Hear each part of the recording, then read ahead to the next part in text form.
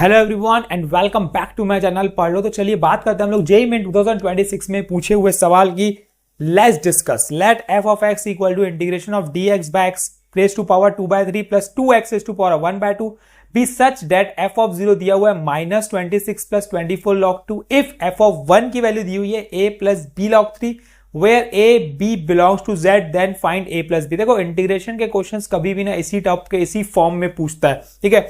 मतलब पहले सॉल्व करो, किस वैल्यू पुट करो, सी की वैल्यू निकालो और कुछ सॉल्व करके ए और बी की वैल्यू निकालो, सी की वैल्यू निकालो, इस टाइप से घुमा के पूछता है। तो करना क्या है, हमें सिर्फ ये समझते हैं सबसे पहले हमें एफ ऑफ एक्स को सॉल्व करना पड़ेगा, मतलब एक तरीके से इंटीग्रेट ही करना है। तो integration of d x by x के पावर में 2/3 प्लस 2x के पावर में 1/2।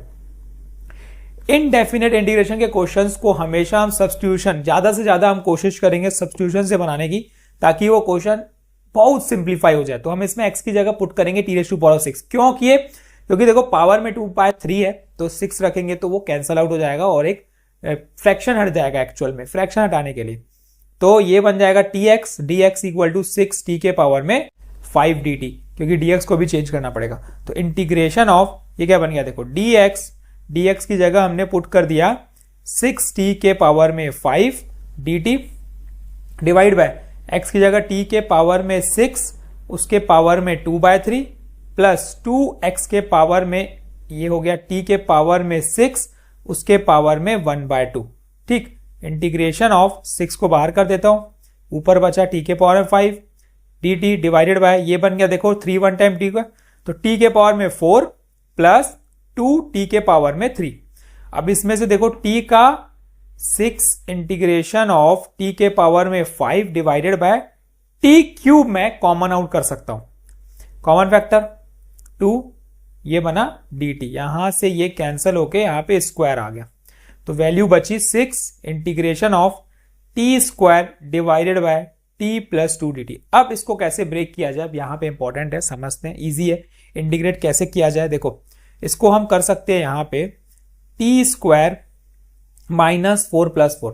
आप अपने हिसाब से कुछ भी कर सकते हो, अपने ऊपर है, +2 -2 करके भी कर सकते थे, -4 प्लस 4 कर सकते हैं, क्योंकि ये थोड़ा इजी हो जाएगा सम करना। देखो कैसे डिस्ट्रीब्यूट करना सिंपल हो जाएगा, यहां पे t-4 t-2 इंटू t+2। क्यों?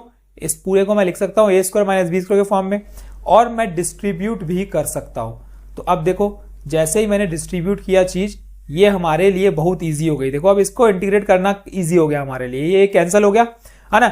यहां पे एक ऑप्शन और था, हम यहां पे लॉन्ग डिवीजन मेथड यूज करके भी कर सकते हैं, वो आपके ऊपर है, आप कैसे इसको ब्रेक करते हो ये आपके ऊपर है, आपकी पूरी चॉइस है, आपने कैसे तैयारी की है उसके ऊपर है। यहाँ पे 2 मेथड है, लॉन्ग डिवीजन मेथड लगा लो या ये +-4 कर लो, वैसे भी आ जाएगा, आपके ऊपर है कैसे सोच सकते हो आप, ठीक है ना। एक ही क्वेश्चन को करने के 2-3 तरीके हो सकते हैं, जरूरी नहीं है कि ये तो एक ही तरीके से सॉल्व होगा, आप और तरीके यूज कर सकते हो और सॉल्व कर सकते हो, आपके ऊपर है कितना इजी कर सकते हो, वो पूरा का पूरा आपके ऊपर निर्भर करता है कि कौन सी प्रॉपर्टीज आप लगाते हो, ठीक है। तो अब यहां पे क्या सॉल्व करेंगे, देखो अब तो इंटीग्रेटेड फॉर्मेट में आ गया, ये इजिली इंटीग्रेट होगा, है ना। तो ये बनेगा 6, ये बन गया t²/2 माइनस 2t, ठीक, और यहां पे बना 4/, तो ये बन जाएगा +4 log ऑफ t+2, ठीक, प्लस c। ये पूरा फंक्शन ऑफ x आ गया मेरा, ये फंक्शन ऑफ x आ गया। अब हमें क्या निकालना है, देखो f ऑफ 0 गिवन है, तो मैं जैसे ही f ऑफ 0 सब्स्टिट्यूट करूंगा तो इससे c निकलेगा। द मेन इंपॉर्टेंट क्या है, c निकालना है, यहां से c निकलेगा। अच्छा 6 को मल्टीप्लाई करूंगा तो ये बन जाएगा 3t², है ना। अच्छा उसके पहले मुझे t पुट भी तो करना पड़ेगा ना यार, चलो पहले x के टर्म्स में लाएंगे तभी तो पुट करेंगे ना। 3t² minus 12t plus 24 log of t+2 plus c। t की वैल्यू पुट कर दो, 3, t की वैल्यू क्या पुट करोगे, देखो t की वैल्यू यहां से पुट करेंगे x के पावर में 1/6, ठीक। तो ये x के पावर में 1/6 उसका होल स्क्वायर माइनस 12 x के पावर में 1/6 प्लस 24 log x के पावर में 1/6 प्लस 2 प्लस c।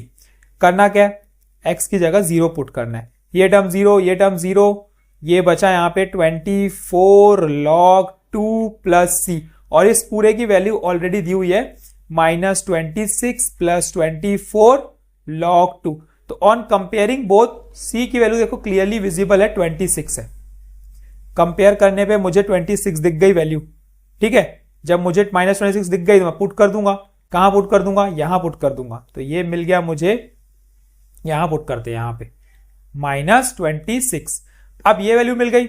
अब मुझे देखो f ऑफ 1 पुट करना है, तो मैं x की जगह 1 पुट कर रहा हूं। तो देखो क्या मिलेगा, ये मिलेगा 3, है ना, ये कैंसिल होगा तो 3 मिलेगा, कोई दिक्कत नहीं है। माइनस ये 12 मिलेगा प्लस 24 log ये 3 मिलेगा, ठीक। और साथ में माइनस 26 भी हो जाएगा यहाँ पे।